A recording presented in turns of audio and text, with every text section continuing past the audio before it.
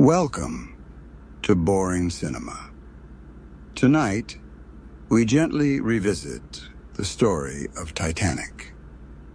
Settle in, relax, and let the film unfold slowly. The story does not begin in 1912. It begins much closer to the present day in the cold, gray waters of the North Atlantic, where a research vessel sits on a calm sea above one of the most famous wreck sites in human history. The year is 1996, and the ocean up here in these latitudes has a particular quality in the early morning. A flat gray surface that holds the sky's color exactly, so that the horizon between water and air becomes difficult to locate. The whole world merging into a continuous gray expanse in every direction. Aboard the vessel, equipment is being readied with the focused efficiency of a team that has been preparing for this moment for a long time. And in the wheelhouse, a man named Brock Lovett stands watching the preparations with the coiled attention of someone who has invested years and considerable money into what is about to happen. Lovett is a professional salvager of underwater wrecks, and the Titanic has been his central preoccupation for years, not merely as a professional project, but as something closer to an obsession, the kind of focused fixation that only makes sense to the people who have it, and that looks from outside like an unreasonable dedication to a single object. He has watched the wreck become famous again in the modern era through deep water technology, has followed the expeditions that documented it, has studied the historical record with exhaustive attention. He believes there is something specific down there worth recovering. A blue diamond called the Heart of the Ocean, one of the largest and most valuable diamonds known to have existed, which was aboard the ship on its final voyage and which has never been accounted for since. This is what he is here for. This is what the expedition is organized around. The submersibles go down in the way that deep-sea vehicles always do. Slowly, with deliberate patience, through increasingly dark water. The descent is long enough to be meditative if you allow it to be.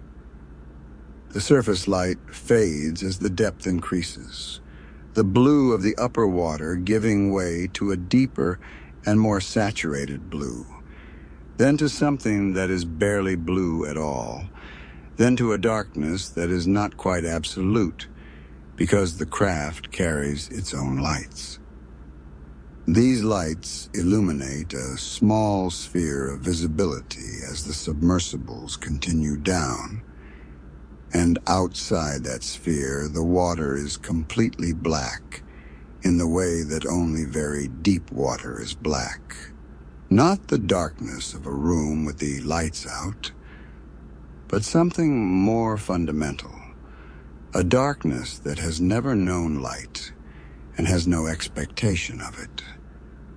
The seafloor, when the lights eventually reach it, is another world entirely. It is cold here, intensely and permanently so, and very still. The Titanic has been here for 84 years, and in that time it has been changed by the processes of the deep, by the slow chemistry of salt water and pressure and time, by the pale white bacterial formations called rusticles that have grown across much of the metal, by the gradual settling and shifting of the wreck as its structure has weakened over decades. The bow section lies at an angle in the sediment, and the stern section lies some distance away where it came to rest after the ship broke apart as it went down, and between them the debris field spreads across the sea floor for a considerable distance. The scattered contents of several thousand people's lives, the portable pieces of an entire world that came apart in the cold water on the night of April 14th, 1912, and has been settling on the bottom ever since. Lovett's team works through the wreck with their remote-controlled equipment, the camera feeds relaying images to monitors aboard the surface vessel, where Lovett and his colleagues watch with the focused attention of people looking for something specific in a very large and very detailed environment. They move through the Titanic's corridors and cabins, spaces that have not seen a human presence since the night the ship went down.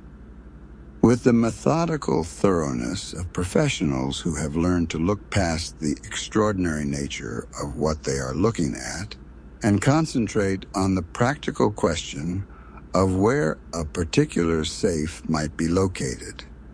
They find it. They retrieve it. They bring it to the surface with the reverence of people who believe they are about to receive something extraordinarily valuable. On the deck of the research vessel, with crew members gathered and cameras rolling, the safe is opened. What it contains is not what Lovett expected. There is no necklace. There is no stone. What the safe has preserved, in the sealed and airtight conditions of its interior, across 84 years of ocean floor silence, is an envelope. And inside the envelope is a drawing. It is a charcoal sketch on good paper, rendered in skilled and confident lines, a portrait of a young woman lying on a narrow couch, wearing around her neck an extraordinary blue diamond pendant, and nothing else. The drawing is not merely technically accomplished. It is intimate and attentive, and clearly made by someone who both knew how to draw and who was drawing someone they cared about very much. On the back of the drawing, in the same careful hand, April 14th, 1912. The drawing is photographed, and the photographs are being broadcast, as these things are broadcast now in the age of television and satellite. And the broadcast is received by a very great many people across a very great many places. One of those people is an elderly woman who lives on the California coast, a woman who is 101 years old and who is watching television in her small house with the particular quality of attention that very old people sometimes bring to the present moment, as though the present and the past have become equally vivid and equally near. She watches the image of the drawing appear on the screen. She is quiet for a moment, and then she reaches for the telephone. Her name, she tells the research vessel when she is connected to Lovett, is Rose Dawson Calvert. She was aboard the Titanic. She was on the ship on the night of April 14th, 1912. She is, she says simply, the woman in the drawing.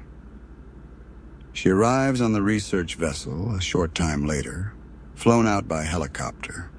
A small, white-haired woman of great age who moves carefully, but who is not diminished, whose eyes are very clear, and whose bearing carries the accumulated authority of a long life lived with full attention.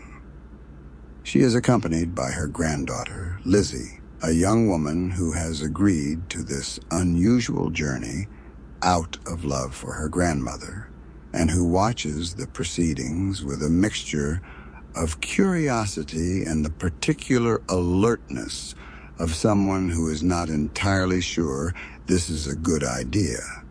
The research crew receives Rose with the deference appropriate to a person of her age and the barely concealed eagerness of people who are hoping she is going to tell them where the diamond is.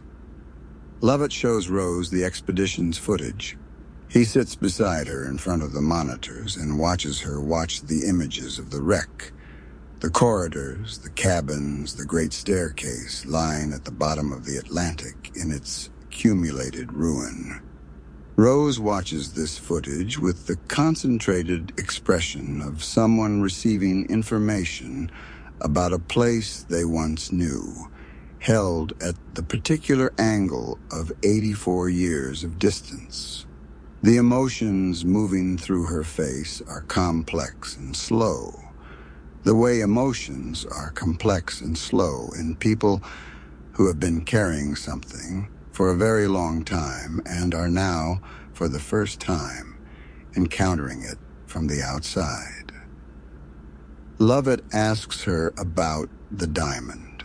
Rose looks at him and at the footage and at the room around her, and then she says she will tell him the story.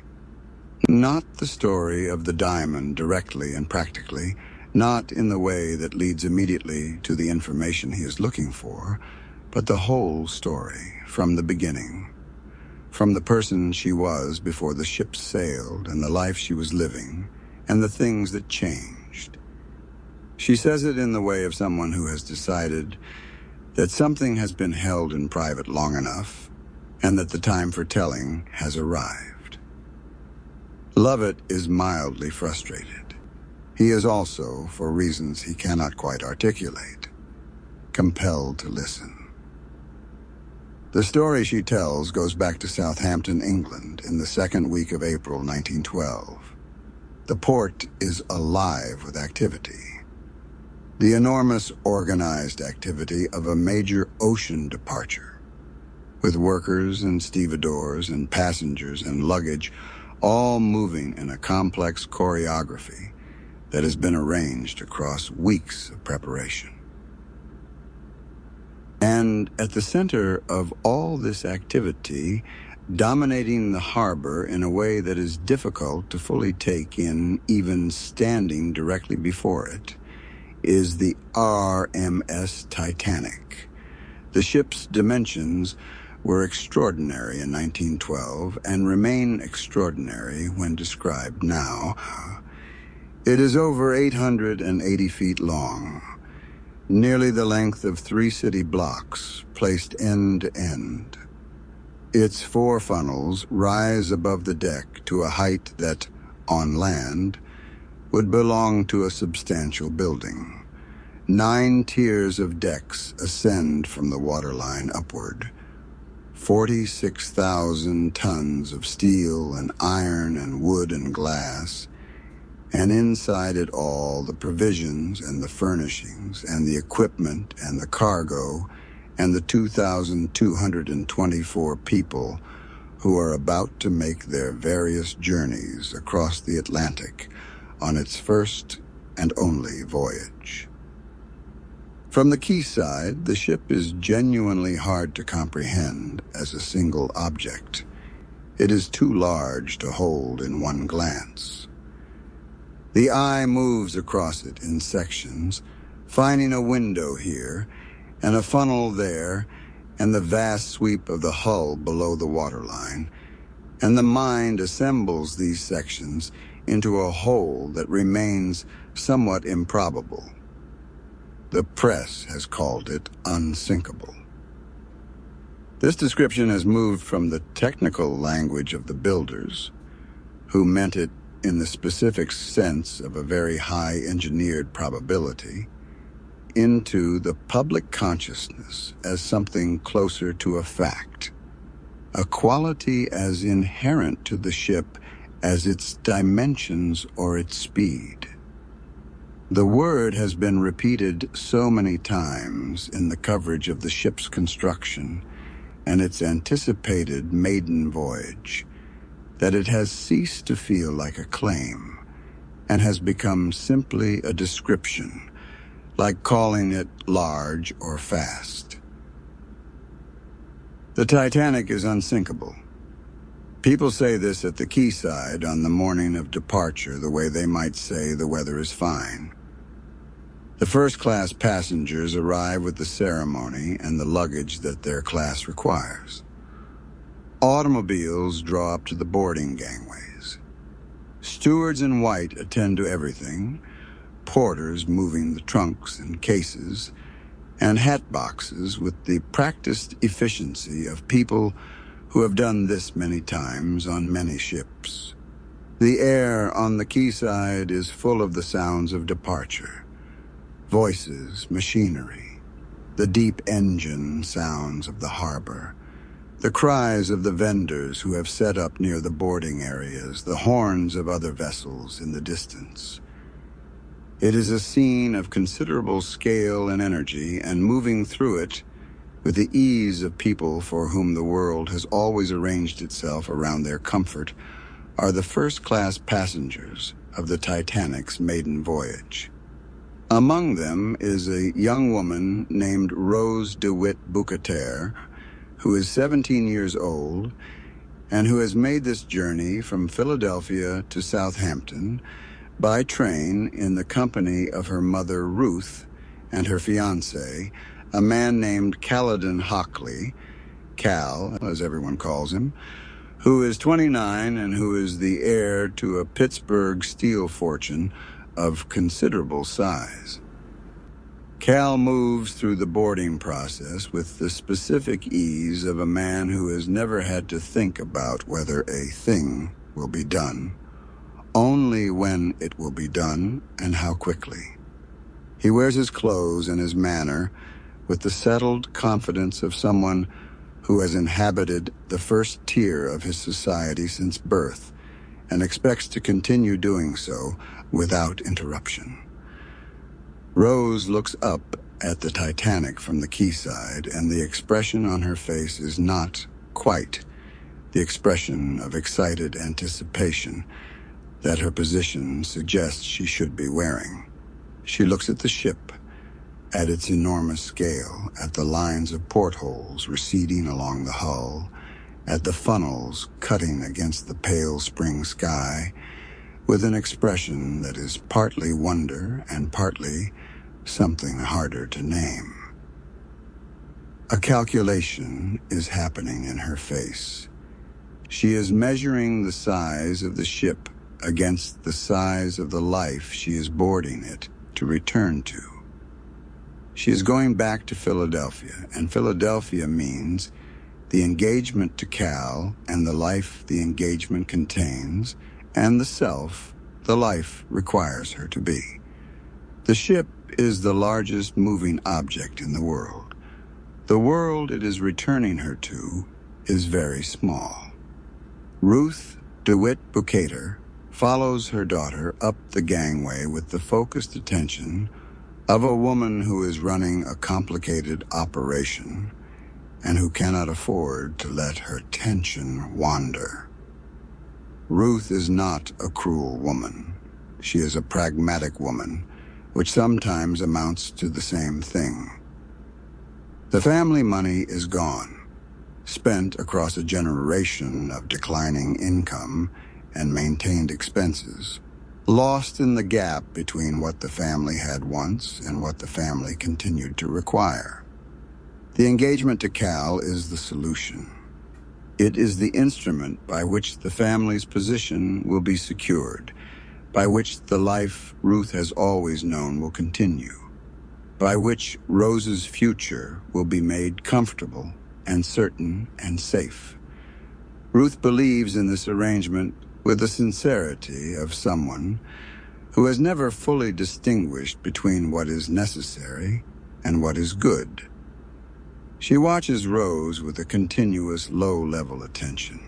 She manages the situation, the introduction, the social exchanges, the navigation of the ship's social landscape, with the skill of a woman who has been performing this management her entire adult life.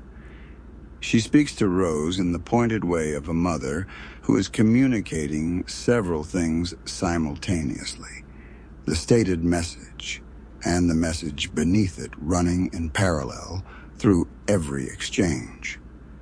The message beneath is always the same. This must work. There is no alternative. Behave accordingly. Cal marks his territory in the way that wealthy men of his era marked territory, with gifts. Aboard ship, on their first afternoon, he presents Rose with a necklace bearing a blue diamond that he describes as the heart of the ocean. The stone is extraordinary, a blue diamond of unusual size and clarity, with a depth of color that comes from specific crystalline properties, and that makes it look, in the right light, as though it is lit from within. It is not primarily an ornament. It is a declaration of what Cal has, of what Rose is the recipient of what caliber of woman the fiancée of Caledon Hockley is expected to be. Rose accepts it and wears it, and says the things that are required to be said in this moment. She is 17, and she is learning how to receive things she has not chosen. The first-class staterooms and public spaces aboard the Titanic have been designed with a specific intention. The intention of making passengers forget, or at least not notice, that they are on a ship at all. The aesthetic is that of the finest hotels of the era. Dark wood paneling, gilt accents, elaborate plasterwork on the ceilings, carpets of considerable thickness and quality. The grand staircase that connects the upper decks is the centerpiece of this design, rising through several levels under an ornate dome of wrought iron and glass that admits the sky in good weather and electric light in all weather. The whole structure surrounded by carved oak banisters and the kind of considered ornamentation that speaks of a designer who was thinking about impression as much as function. To stand at the top of the grand staircase is to feel that whatever is beyond the walls of this vessel is secondary to what is within it. The dining saloon on the first-class deck seats several hundred people at tables draped in white linen, with the silverware and glassware and candelabra of a formal hotel restaurant, with the wines selected from a cellar that the White Star Line had stocked with considerable attention to what its most important passengers would expect. The menus for the first-class dinners run to multiple courses and multiple choices at each course, and the service is conducted with the trained efficiency of staff who have been selected and practiced for exactly this purpose. Dinner in first class on the Titanic in April of 1912 is not a meal. It is a performance, with every person at the table participating in a show whose implicit subject is the comfort and consequence of the people present.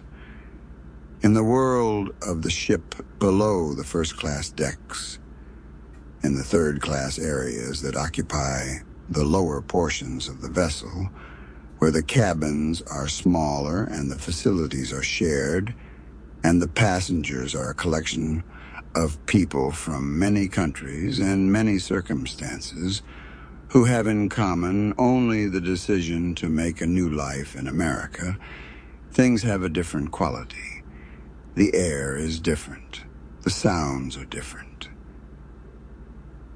The social performance that governs every interaction in the first class is absent here, replaced by the more direct energy of people who are moving toward something and who know it and who feel, many of them, the specific lightness of someone who is leaving something behind.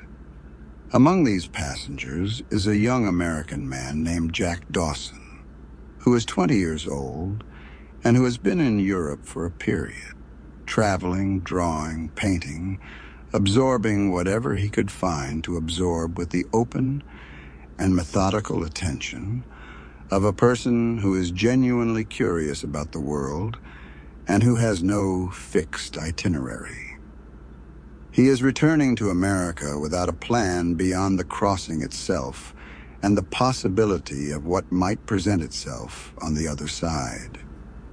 His passage was won in a card game the night before departure, a hand of 5-card draw in a dockside establishment in Southampton, with the stakes consisting of 2 third-class tickets on the Titanic, held by a pair of Swedish men who ultimately found the hand on the other side of the table more persuasive than their own. Jack won the hand and the tickets and bounded out into the Southampton night with his friend Fabrizio, with the uncomplicated delight of someone for whom this is simply what life does, presents the improbable as the ordinary.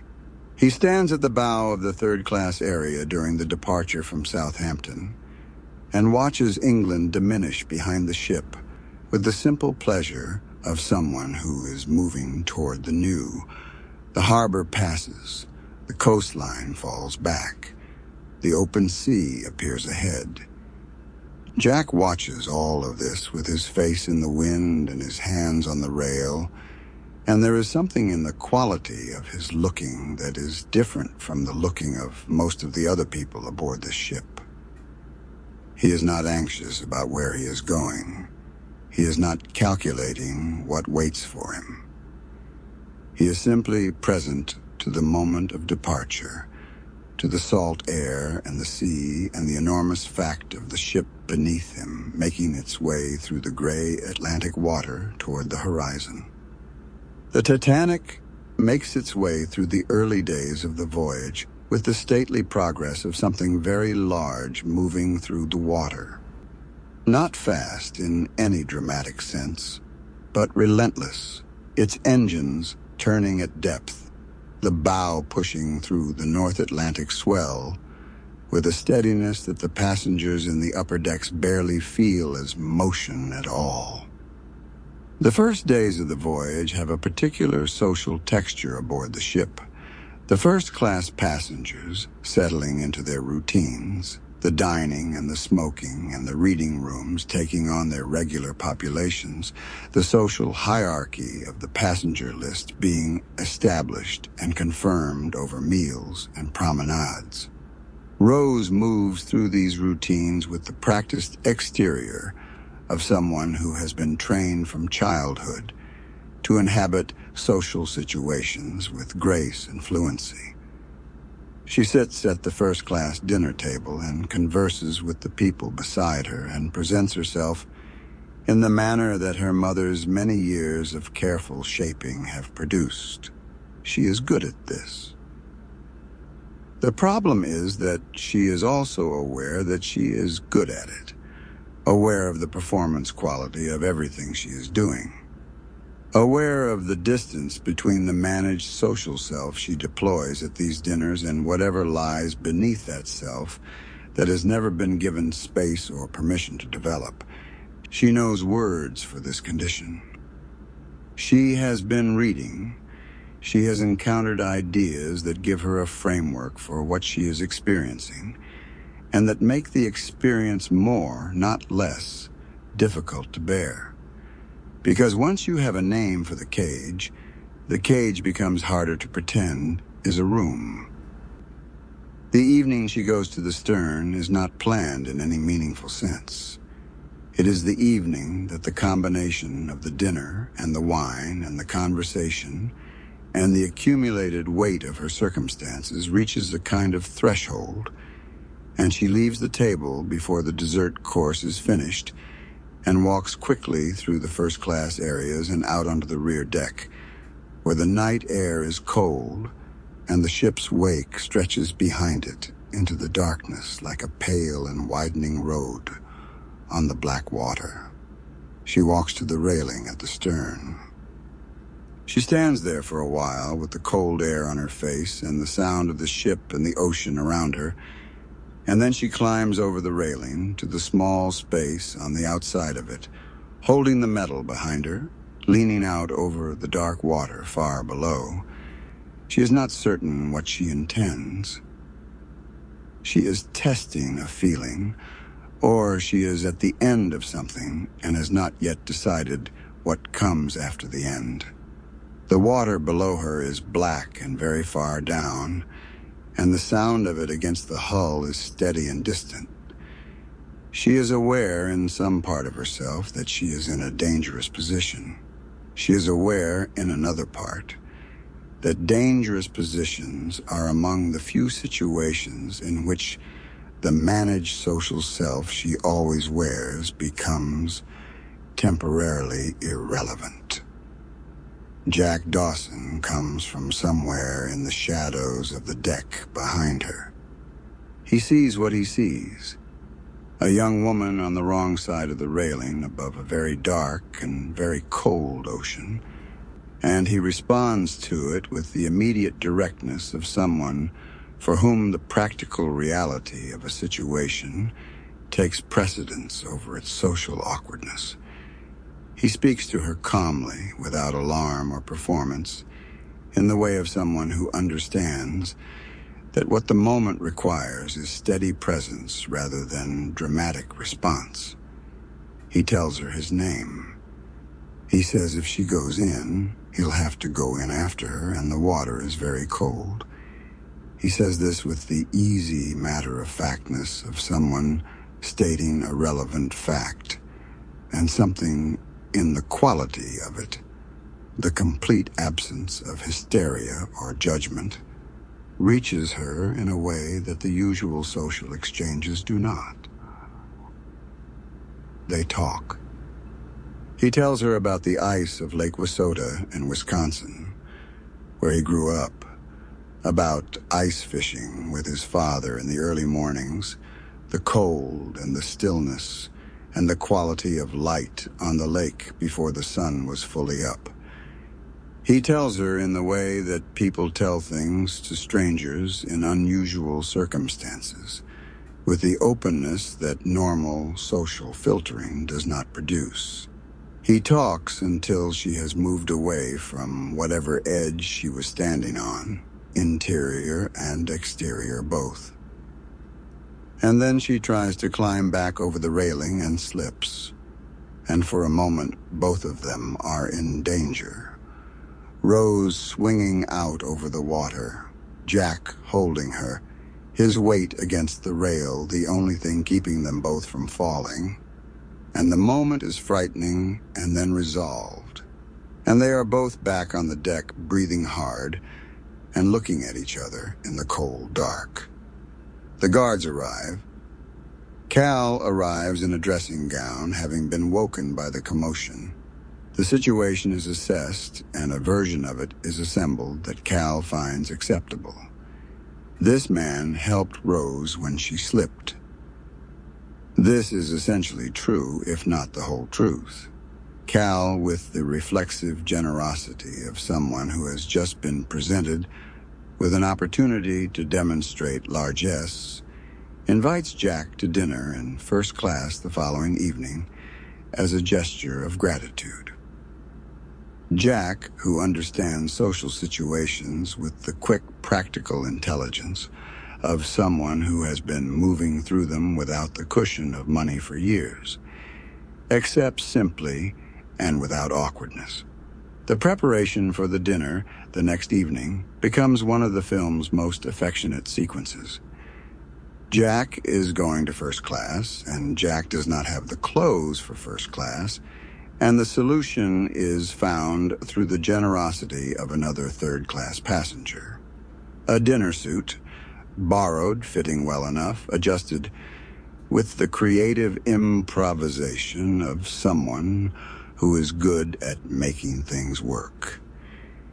He is prepared by his friend Fabrizio with the attentive energy of someone who is invested in the project, and the result is a young man who is wearing the clothes of a class he does not belong to, and who is, the film makes clear, entirely prepared to move through the evening on his own terms, regardless. The dinner itself is a masterwork of social comedy and genuine observation. Jack enters the first-class dining room in his borrowed suit, and the room absorbs him. or tries to. He is seated near Rose, and the people around him attempt to locate him in the taxonomy they are accustomed to applying to everyone who appears at their tables. They ask about his family. They ask about his work. They ask in the various polite ways that first-class passenger of the early 20th century had for asking who he is and where he comes from and what his position is. Jack answers all of these questions with the direct simplicity of someone who has nothing to hide and no interest in performance. He grew up in Chippewa Falls. His parents are dead. He works when he can and travels when he can and draws. He won his ticket in a card game. He delivers this last piece of information with the particular ease of someone for whom it is simply what happened and who sees no reason to be embarrassed by it. The effect on the table is interesting to observe. Some of the people are faintly appalled in the way of those who have built their self-conception around the idea that proximity to the right kind of person reflects on themselves. One of them, a man of business who has been trying to establish the correct way to regard this young man, attempts a small condescension and finds it turned aside with a lightness that leaves the condescender looking smaller than he intended. Rose watches all of this with the growing attention of someone who is encountering a quality of freedom that she has not previously had close access to.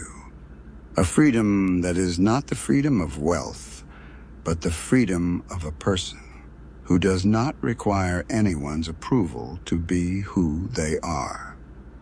He raises a toast at the end of the dinner. He talks about making each day count, about being alive to what is in front of you, and he says it with the conviction of someone who believes it not as a philosophy, but as an account of how he actually lives. The first-class passengers receive this with the mild bemusement of people who find sincerity slightly unexpected, and Rose receives it with the particular attention of someone who has been waiting without knowing she was waiting to hear exactly this thing said by someone who means it. After dinner, Jack asks Rose if she would like to see the real party. He takes her down through the ship, through corridors and stairways that connect the world of the upper decks to the world of the lower ones, through doors that are not ordinarily used for this kind of crossing, down through the layers of the Titanic until they reach the third-class common room, where the evening has developed its own life entirely. The third-class common room in the evenings has a quality that no amount of first-class elegance can quite replicate.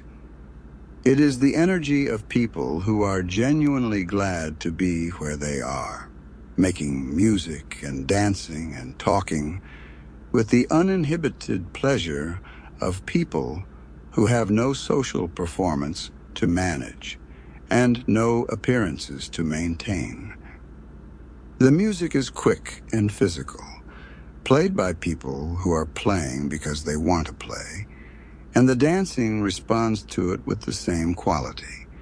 Dancing not as a social accomplishment, but as what a body does when it hears music it wants to move to. It is loud and warm and crowded and alive. Rose kicks off her shoes. This small gesture contains something larger. The stepping out of the apparatus of her class, the literal removal of one of its items. Jack teaches her to step dance, and they move through the floor together with increasing confidence and speed. And Rose is laughing in the way that people laugh when they have not laughed genuinely in some time. And the laughing is a relief as much as a pleasure. She dances. She drinks. She is present in the room in a way that she has not been present anywhere on this voyage. not watching the scene from an appropriate social distance, but inside it, participating without calculation, simply there. The days that follow acquire the particular quality of a beginning, the specific charge of two people discovering each other at a pace that both of them know is limited. The ship will reach New York in days. The life that New York contains, Cal, Philadelphia, the engagement, the future already arranged and waiting, is coming toward them with the inexorability of the ocean itself. Neither of them says this directly. They are too young to need to say it. They feel the limit in every conversation, and the feeling sharpens everything. Jack draws Rose in the third-class section one afternoon, seated against the hull with the warmth of the passengers around her, and the light coming from a porthole above, her hair loose and her expression, the relaxed expression of a person who is comfortable where they are. The portrait he makes in these conditions is entirely different from any formal portrait she has sat for. It has the quality of someone actually seen, captured without the arrangement of the formal situation, with the particular intimacy of being drawn by someone who is both skilled and genuinely attentive to the specific person in front of them. Rose looks at the finished drawing and recognizes something in it that she has not seen in her own face before. She keeps it. They visit the bow together, the forwardmost point of the ship, where the hull comes to its narrow point above the waterline, and the ocean spreads ahead of the ship in every direction, the horizon circular and enormous and unobstructed. The ship's speed at this point creates a wind, and standing at the very tip of the bow with nothing between you and the horizon is something close to the feeling of unsupported flight. The ship's motion carrying you through the air above the water, the spray from the bow visible far below, the whole enormous world arranged around this point. Rose spreads her arms. The moment is complete and simple and entirely itself. Ruth sees what is developing with the controlled alarm of a woman whose carefully constructed plan is being threatened by something she did not account for. She speaks to Rose with the directed precision of someone who knows exactly what they mean and who has chosen not to say it directly, because saying it directly would require acknowledging dimensions of the situation that are better managed through implication. She talks about duty. She talks about their circumstances with a vagueness that is its own form of communication. The vagueness is the message, saying we both know what this is without requiring either of them to state it. She talks about what kind of woman Rose needs to be, for the family, for their future, for the arrangements that have been made on their behalf. Rose listens. She is very good at listening. She is also very good by now at hearing what is beneath the listening. Cal monitors the situation with the increasing discomfort of a man whose arrangements are not arranging themselves correctly. He is not accustomed to this experience. In his life, money has always been the instrument that resolved uncertainty, the gift, the gesture, the demonstration of what he has and what he is prepared to deploy. He gives Rose more things. He has her followed in the discreet way of men who can afford to have things done discreetly. When he discovers the extent of what has developed between Rose and Jack, when the evidence of their time together and the quality of it becomes fully apparent to him, the response moves through anger and into something else, something that has the precision of injured ownership rather than the rawness of heartbreak. He is not devastated. He is affronted. His valet, Lovejoy, is sent to make the problem manageable. And the method chosen is the method available to people of Cal's class and temperament. The abuse of institutional power in the service of personal interest. A coat pocket, a piece of jewelry, a charge that cannot be immediately disproved. Jack Dawson is handcuffed to a water pipe in a compartment in the lower decks of the ship, placed there by Lovejoy on the fabricated charge of theft, attended by a single officer who has been satisfied that the matter is legitimate. The handcuff is solid. The pipe is solid. Jack is in the lower decks of the Titanic, unable to move and unable to explain himself to anyone who might intervene. And the ship is making its way through the North Atlantic on the night of April 14th, 1912. On the night of April 14th, the weather is extraordinarily clear. There is no moon, which is relevant, and the stars are bright, which is beautiful, but not useful for seeing things in the water ahead. The sea is flat, a flat calm that is unusual for the North Atlantic at this time of year, and that presents no waves breaking against ice to alert the lookouts to anything ahead. The ship is traveling at close to full speed because the White Star Line has interests in arrival times and the crossing records that influence public perception of their ships, and the iceberg warnings that have been received in wireless traffic over the preceding day have been noted and logged without substantially altering the speed or course of the vessel. The two lookouts in the crow's nest see the iceberg at 11:40 in the evening. One of them rings the bell. He calls down to the bridge. The officer on watch gives the order to turn, to reverse engines, to do what can be done in the time available. What can be done in the time available is not enough.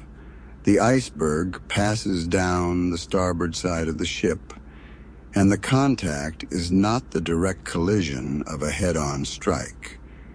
It is a glancing, drawn-out encounter in which the ice opens the hull in a series of gaps along the forward compartments, below the waterline, and visible from the decks above. The sensation aboard the ship is not what people expect disaster to feel like. It is a shudder, a vibration transmitted through the metal of the hull, a sound that might be interpreted as mechanical in a dozen different ways. Most people, if they notice it at all, do what people do when something ambiguous happens aboard a large vessel. They assign it a probable, innocent cause and continue what they were doing. A few go to the deck to look. They see nothing alarming. They see the night and the sea, and for some of them, the ice receding in the distance. They go back inside. Thomas Andrews, the ship's designer, is woken and goes below to assess the damage with the care of someone who knows the ship entirely, who designed it, who knows what it can and cannot do, who can read the flooding rates and the compartment configurations and the structural tolerances as clearly as he can read a page of text. The flooding in the forward compartments tells him what he needs to know. He stands with Captain Smith in the mailroom watching the water rise up through the sorting tables, and he says what the numbers tell him with the directness of a man who has decided that the situation requires honesty above all else. The ship will sink. It will take somewhere between 1 and 2 hours. He is very sorry. On the upper decks, the passengers are receiving conflicting information from multiple sources. The officers, following a complex calculus about crowd management and the speed of loading lifeboats and the value of not creating panic, are telling people that the situation is precautionary, that they should put on their life belts and come to the boat deck as a sensible measure. Some passengers comply. Some do not. The night air is cold. The ship is solid beneath their feet. The lifeboats are small, and the ocean below the davits is very far down. The word unsinkable is doing its work. People have absorbed the word to such a depth that contradictory evidence is processed as temporary and technical rather than as catastrophic. The first-class passengers on the boat deck are receiving the situation in their particular register. Some of them are taking it seriously. The life belts are on. The families have been assembled. The questions being asked of officers are specific and practical. Others are treating it with the light dismissiveness of people who believe at some level that is deeper than conscious reasoning, that catastrophe happens to other kinds of people in other kinds of circumstances, and that the specific gravity of their situation, their wealth, their class, their presence on this particular ship, confers a protection, and that physics and thermodynamics do not recognize. They will be disabused of this belief within the hour, but in this early period of the crisis, the belief persists with considerable tenacity. The orchestra is playing on the boat deck, and this detail, which is historical and documented by survivors, is one of the things about the night that subsequent generations have found most difficult to fully process. The musicians are playing light music, the kind of music that fills social spaces in hotels and restaurants. And they are playing it on a tilting deck in the cold of an April night in the North Atlantic above 2 miles of ocean. And they are playing it because this is what they know how to do, and because someone has decided that music is what the situation requires, or at least that it is better than silence. They play. The passengers around them move toward the lifeboats, or away from them, make decisions or are unable to make decisions, hold each other, or stand alone at the railing looking out at the night. The music continues. Rose does not yet know that Jack is chained below. She knows that the collision has happened. She felt it, and she goes to Cal with the questions that the situation produces. And Cal manages these with the slightly strained calm of a man who is also processing the situation and who is not going to let Rose see his own alarm. He tells her to go with the women to the lifeboats. He dresses. He goes up to the boat deck. The management of the situation, as he has understood it his entire life, is the management of his own position within it. Rose discovers where Jack is through a combination of instinct and of wiry, and the specific quality of her knowledge of Cal, the knowledge of someone who has been observing a person closely enough over enough time to understand how they think and what they are capable of. She goes down through the ship against the flow of passengers moving up and toward the boats, through corridors where the water is already present at ankle depth, in the lowest sections, where the sounds of the ship under stress are audible in the metal of the walls and the floor. She finds the compartment. She finds Jack. The pipe is solid and the handcuff is locked, and she cannot break either. She has to go back through the flooding corridors to find something capable of opening it. The going back is its own kind of decision. Having found him and seen the situation and understood what it means, She has to turn around and go away from him through the rising water to find help, trusting that she will be able to return and that when she returns, there will still be time. She finds a steward who will not help her. She finds an axe in a glass case mounted on a corridor wall. She goes back. The axe against the handcuff chain, in the knee-deep cold water of a flooding compartment, with the sounds of the ship's distress reverberating through the metal around them. This is not the environment that any action goes easily, but it goes. The chain breaks. They are both in the water. They begin to move. Moving up through the Titanic from the lower decks to the boat deck as the ship floods is a journey through a series of contrasting environments. From the completely flooded lowest levels, through the partially flooded corridors of the middle decks, through the areas where the flooding has not yet arrived, but where the angle of the ship is becoming perceptibly wrong, through the increasingly chaotic upper decks, where the social order of the vessel is fragmenting under the pressure of the situation, and finally out into the cold of the boat deck, where the lifeboats are being loaded and the night sky is brilliant with stars above a sea that is perfectly, impossibly flat. The boat deck is its own theater of human nature under pressure.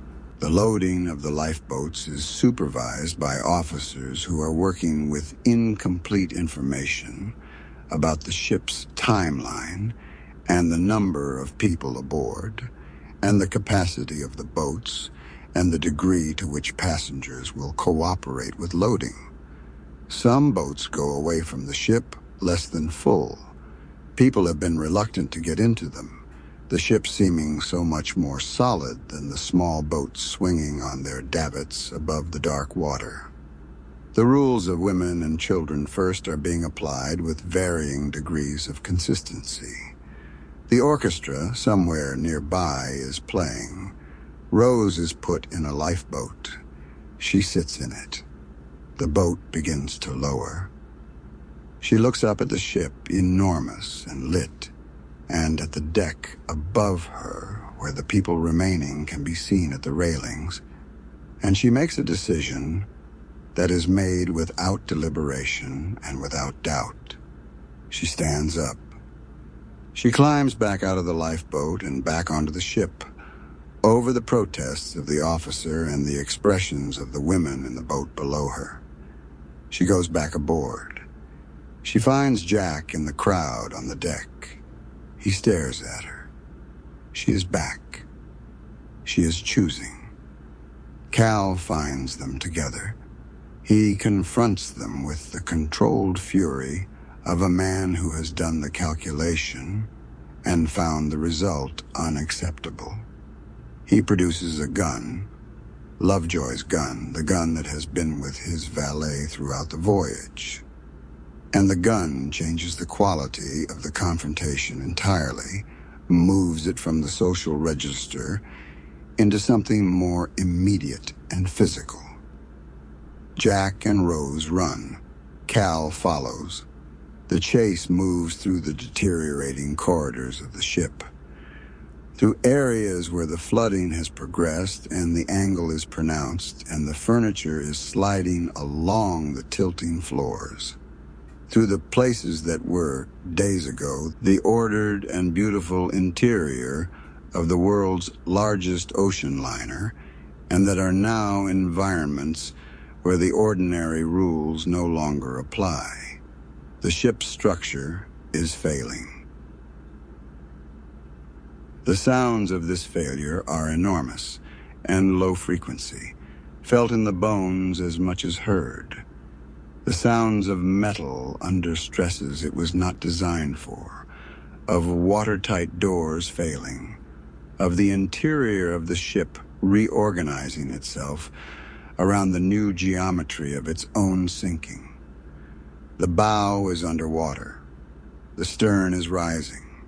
The enormous ship is going to its end in stages, the physics of the thing working themselves out with the calm inevitability of mathematics applied to a physical system.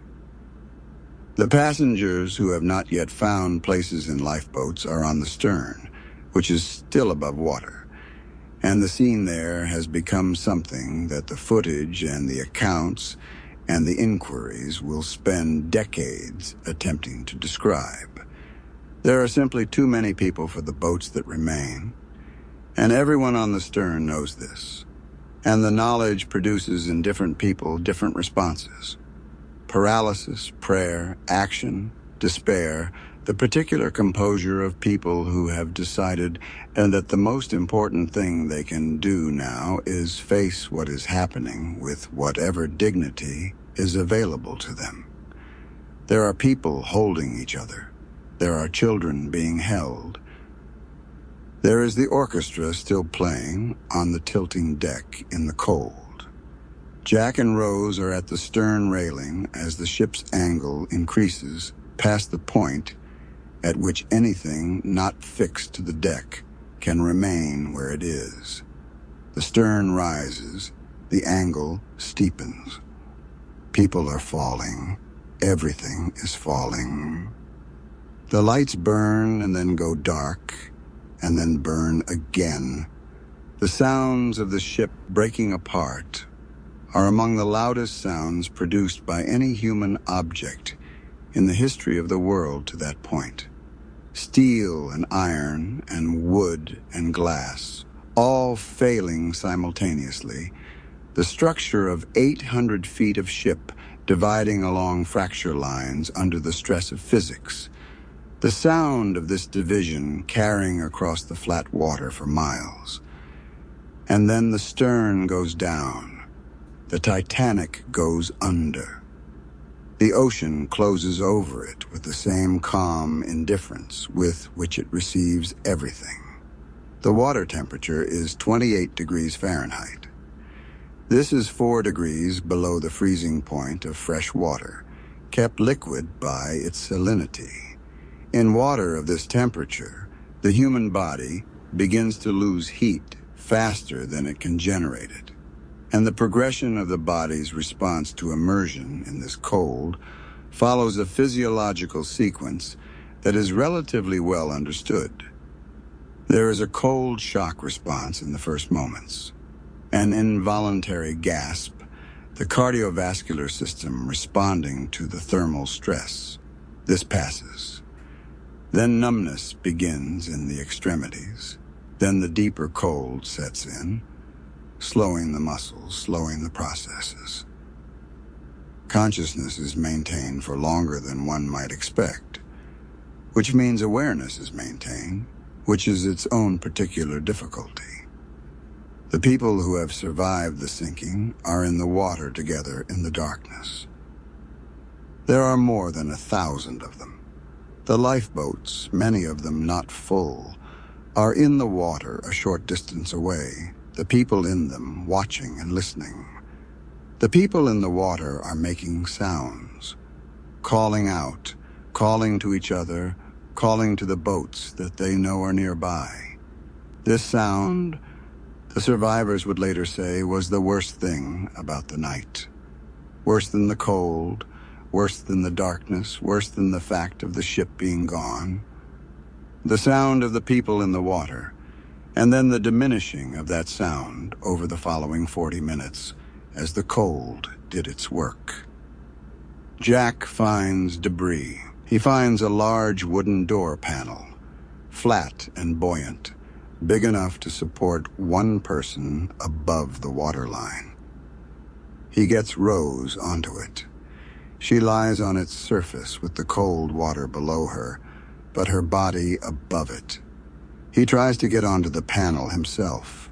It tips and takes them both under. He tries again from a different position with more care. It still tips, or it rides too low. He is in the water to his chest, one arm over the edge of the panel, his lower body in the water. He keeps his upper body as elevated as he can. He reaches up and holds Rose's hand. The flat water around them is not empty. There are hundreds of people in it with them. And there is debris, the wreckage and contents of the ship that has distributed itself across the surface as the ship went down.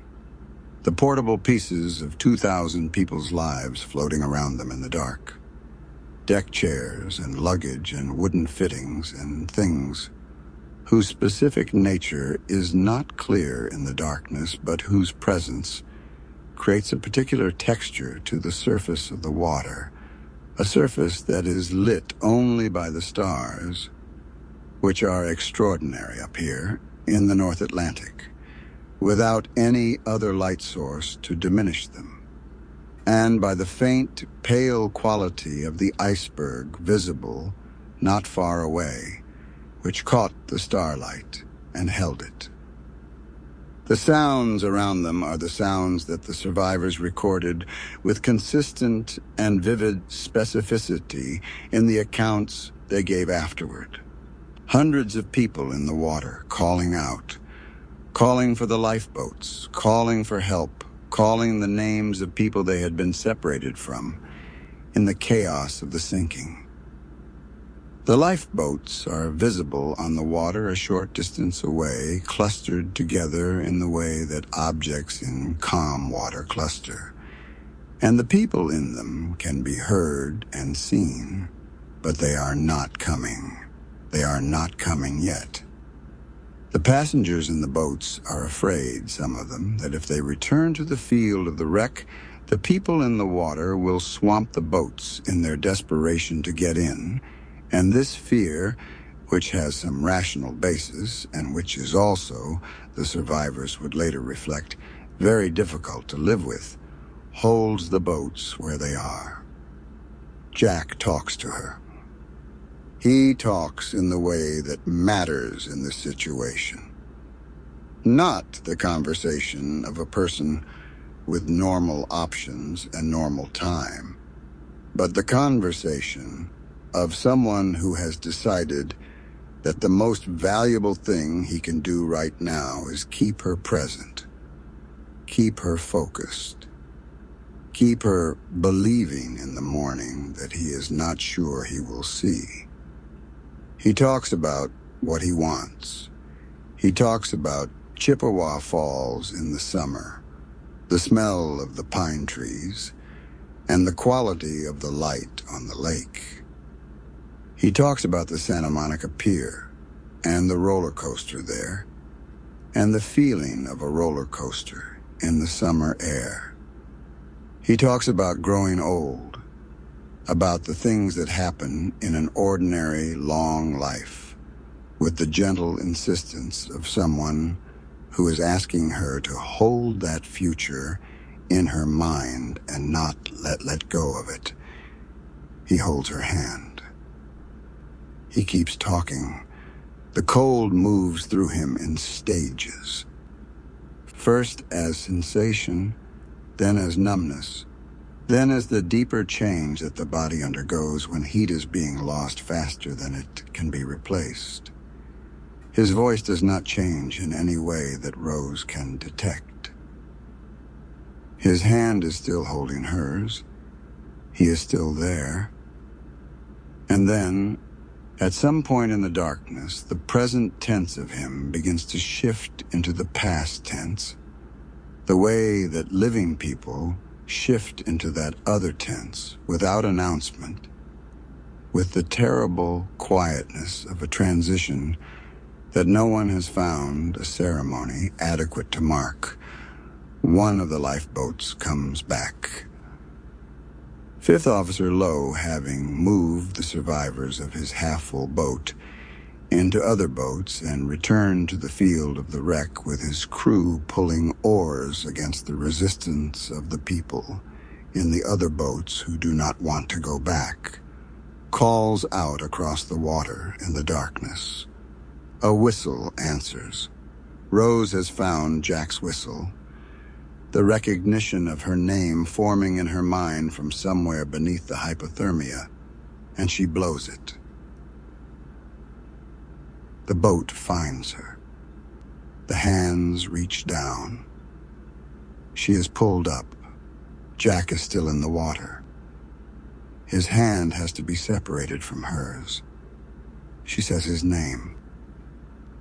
The quality of the saying of his name in this moment, what it contains, the specific weight of a name said to someone who has crossed into the past tense, is one of those things that is very hard to describe in language that doesn't reduce it. She says his name. She holds his hand for a moment longer. She releases it. He goes down into the dark water, which closes over him, with the same calm with which it receives everything. And she is alone on the surface with the lifeboats and the stars, and the flat, impossibly beautiful night sky overhead. The Carpathia arrives in the early gray morning. She comes through the ice field that surrounds the area of the sinking with the careful speed of a captain who has pushed his ship as fast as he dared across the distance from where he received the distress signal to here, and who is now picking through the field of ice and wreckage and lifeboats with the focused attention of someone completing a rescue operation in difficult conditions. The sky has the particular color of very early morning over the North Atlantic, a gray that is not quite dark and not yet light. The stars fading at the edges of the sky, while the eastern horizon holds a thin suggestion of the day that is coming. The ocean is flat and cold. The icebergs that surround the area are pale and enormous and indifferent, drifting on their own unhurried, grade schedule, changed in no particular way by what has happened near them in the night. The survivors are brought aboard one by one, lifted in bosun's chairs or climbing rope ladders or carried up in the arms of the Carpathia's crew, and each one is received with blankets and hot drinks and the quiet, efficient care of people who know they are receiving others who have been through something enormous. The Carpathia's own passengers.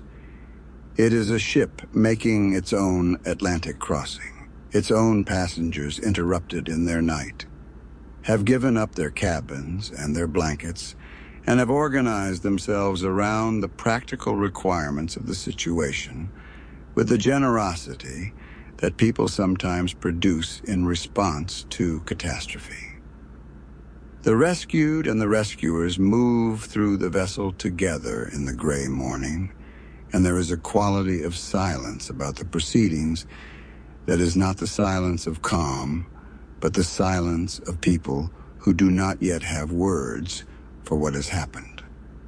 Rose is brought aboard wrapped in a borrowed coat, wearing nothing beneath it that she brought from the Titanic. She has almost nothing. No luggage, no papers, no possessions beyond the clothes she is wearing and what she is carrying inside her. She stands on the Carpathia's deck and looks back at the place in the water where the Titanic was. The ocean is flat and cold and empty. There are icebergs visible in the distance, pale and neutral in the morning light, existing without comment on what has happened near them. The water where the ship went down is just water.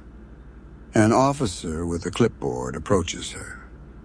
He is making the list of survivors, logging names for the records that will be sent ahead to New York and that will eventually make their way back to Southampton and to the families waiting there. He asks her name. She gives it to him. Her name, she says, is Rose Dawson. She has taken his name, not as a legal instrument.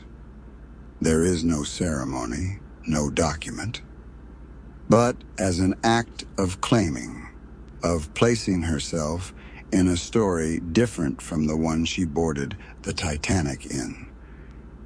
She was Rose DeWitt Bouqueter when she left Southampton, the daughter of a bankrupt family and the fiancée of a Pittsburgh steel heir, a young woman whose future had been arranged before she had a full understanding of what arrangement meant.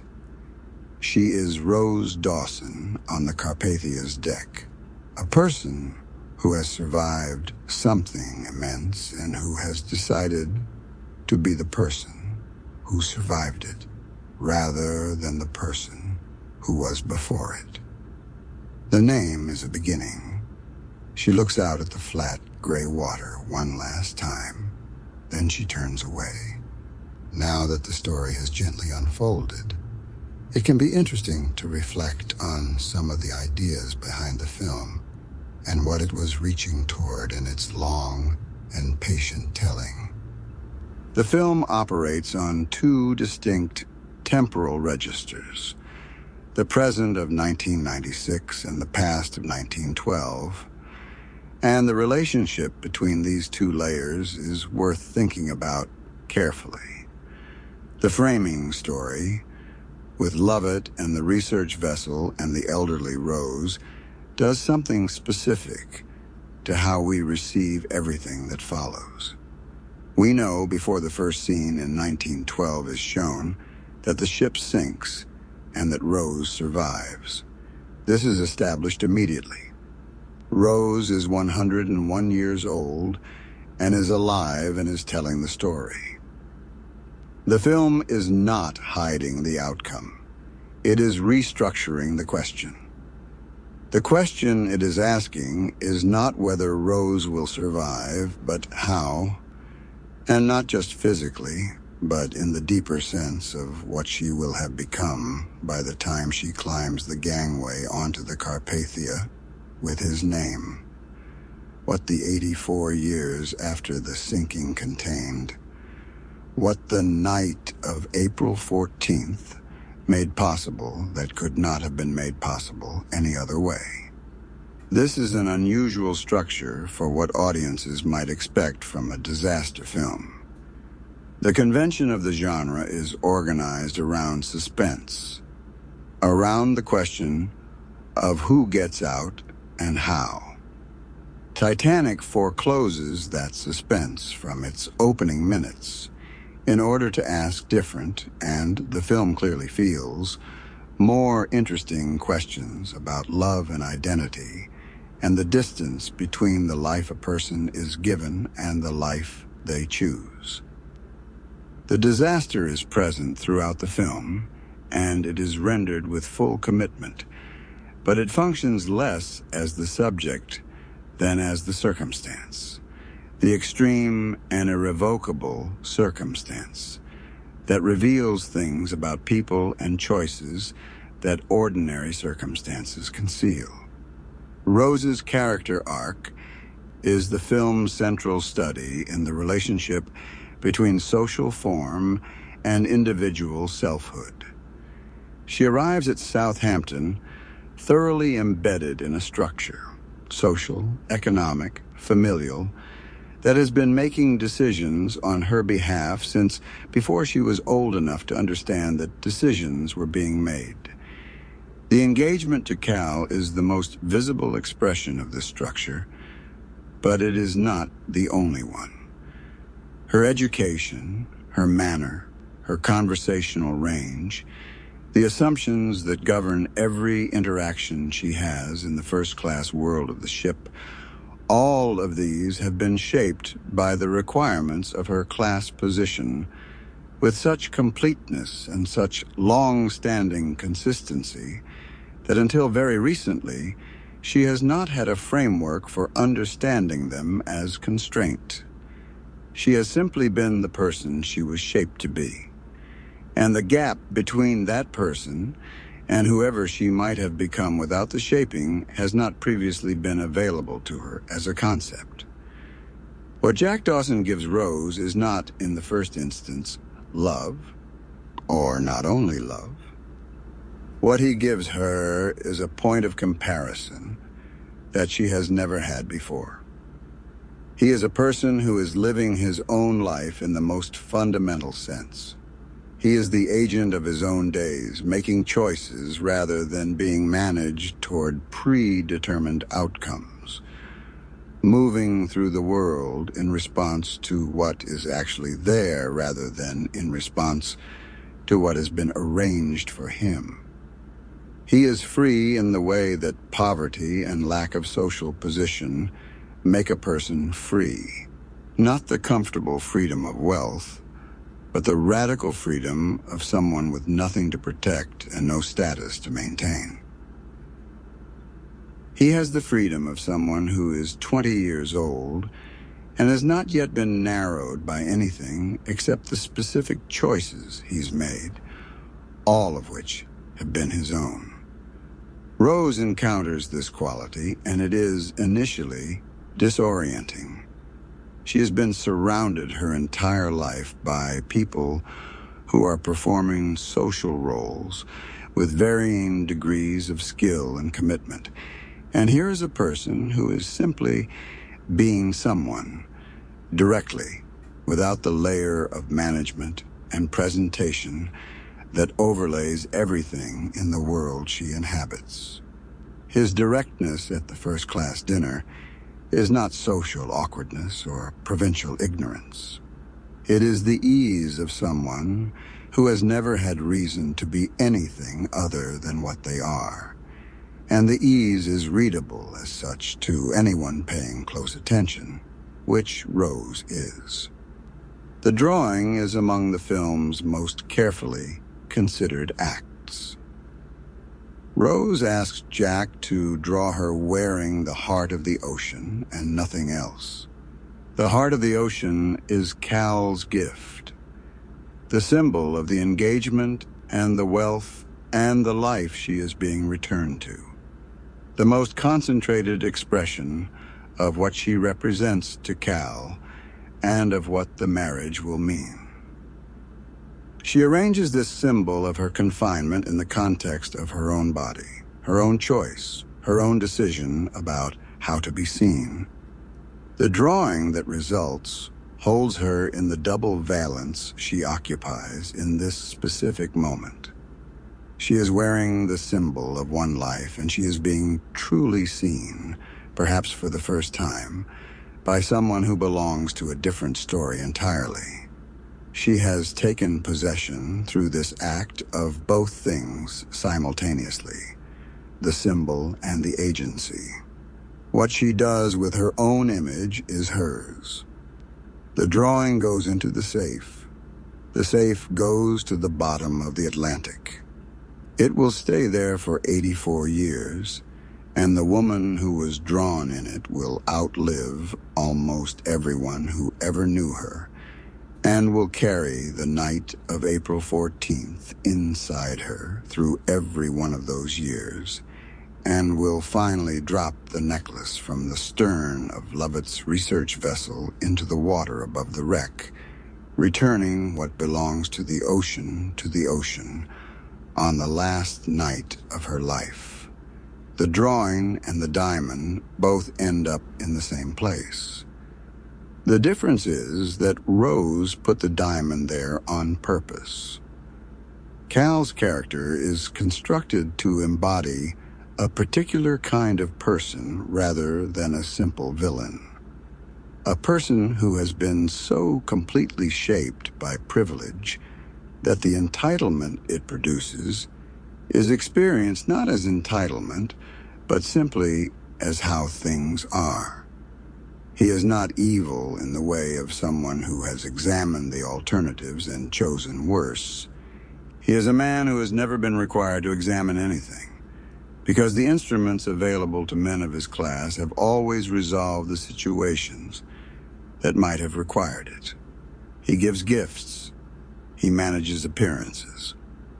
He deploys social and financial power with the unthinking ease of someone for whom these are simply the available tools. When the situation with Jack develops beyond what these tools can easily manage, his response is to use the tools more aggressively. The fabricated theft charge, the handcuffs, the armed confrontation in the flooding corridors. The escalation is not a deviation from his character.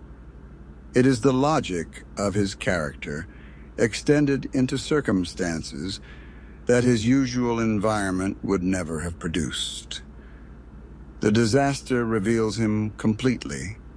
Cal's actions during the sinking, attempting to bribe his way into a lifeboat, using a found child as a prop to secure a place, are not out of character for the man who arranged for Jack to be chained below decks. They are the same character, operating in a more extreme version of the situation. He is a man who acts in his own interest, using the instruments his class and money provide. And he does so regardless of circumstances. The sinking strips away the social furniture that would normally allow this to appear as something other than what it is, and what it is becomes visible without decoration.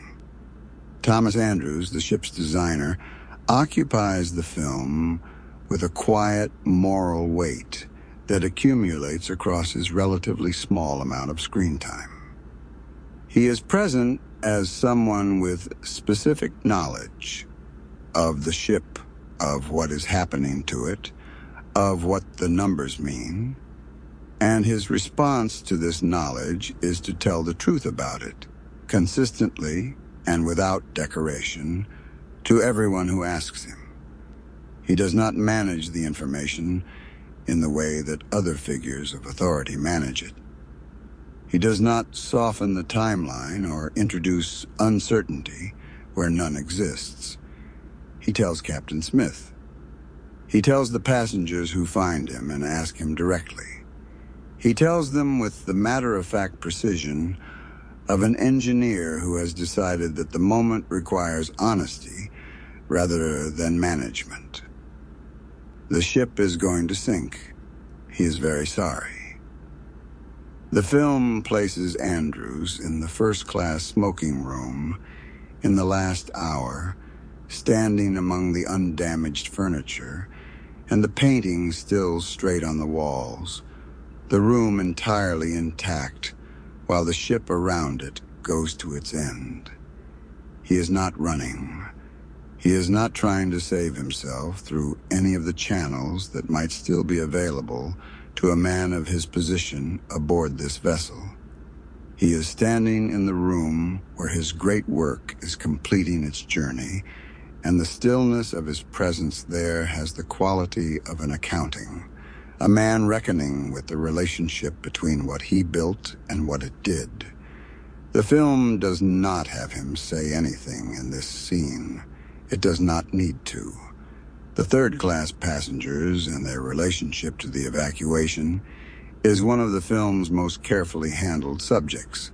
The film does not present the obstruction of third-class passengers from the boat deck as the result of individual malice or as a decision made in the night of the crisis.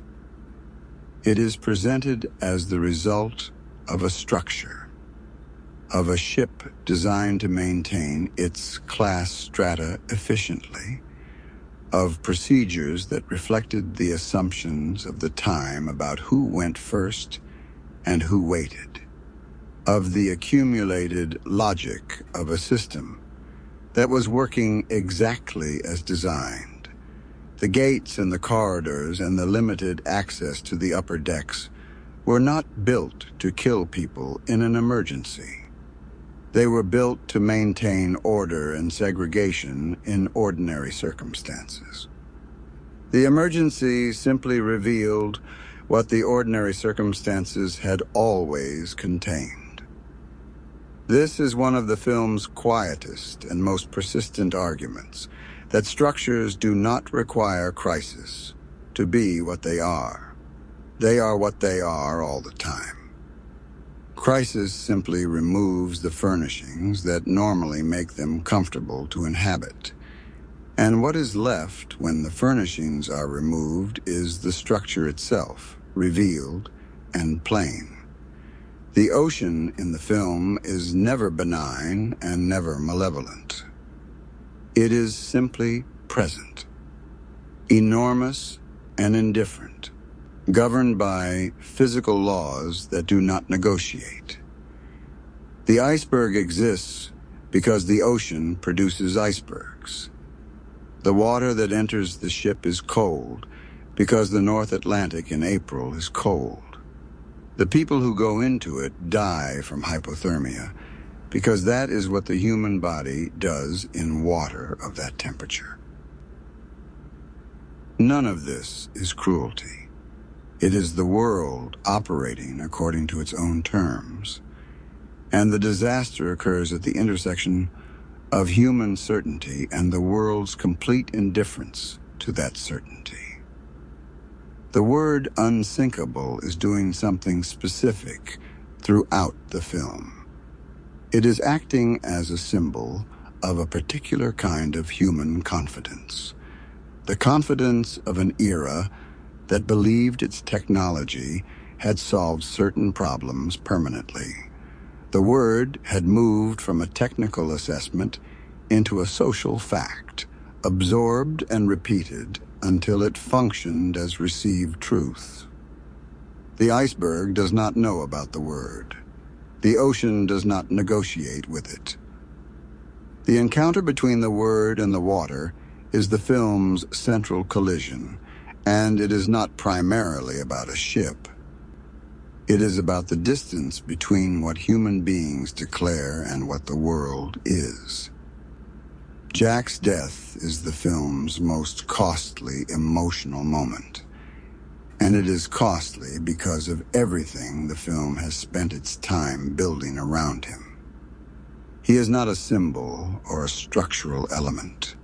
He is a specific person, funny and genuinely skilled and curious about the world, and entirely alive in the way that 20-year-olds are alive who have not yet been narrowed by experience or disappointment. The cold takes him with the impartiality with which it takes everything in that water. He is young and he is gone, and the quality of his absence is absolute.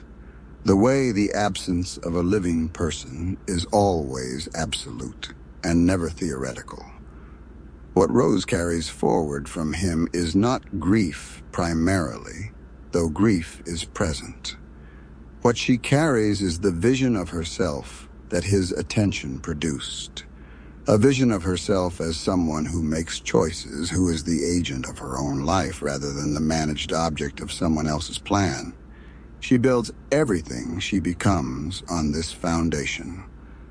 The photographs in her cabin on the research vessel, glimpsed briefly by the camera, show a woman who has done the things she once looked at from across the glass of the first-class world and could not see a way toward: riding horses, flying small planes, dancing, living in the full sense of the word. She gave herself his name. She gave herself his life. She spent 84 years inside it. The releasing of the diamond at the end of the film is an act that the film invests with its full weight. Rose has had the heart of the ocean the entire time she was on Lovett's vessel.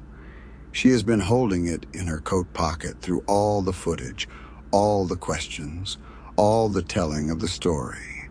And when the story is told, and the night is late, and the research vessel is sitting above the wreck in the dark Atlantic, she takes it out and holds it over the railing and releases it. It falls into the water. It goes down toward the wreck, toward the safe, toward the room where the drawing is. She is returning it to its origin. She is completing something that the sinking began, returning what belongs to the ocean, completing the transaction that April 14th, 1912 opened. There is a tenderness in the film's closing images. The old woman in her bunk, and the photographs around her, and the threshold she crosses in the last moments. And then the ship restored and lit and full of its people, and the staircase whole again, and Jack at the top of it. The interpretation of this closing is deliberately open, and the film's willingness to leave it open is one of the most honest things about it. It may be a dream, it may be a death. It may be the interior life of a woman who has been carrying this story for 84 years, finally setting it down. Whatever it is not a fantasy of escape or a denial of what happened. It is a completion. The appointment that was interrupted on the night of April 14th, 1912, finally kept. The waiting is over. The ship is whole, he is there.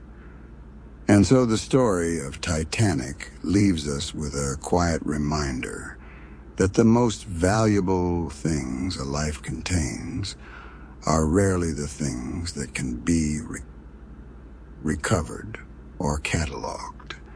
That what endures is not the jewel, but the choosing, not the monument, but the person who stood before it and decided who they were going to be. Rose stepped aboard the Titanic as one version of herself and walked off the Carpathia as another. She gave a different name to the officer with the clipboard. She carried a different story forward into the long years that followed. The great ship went down into the dark water. The ocean was quiet again, and a young woman sailed on into the cold gray morning, carrying everything that mattered toward the life she had decided to claim for herself. Rest well,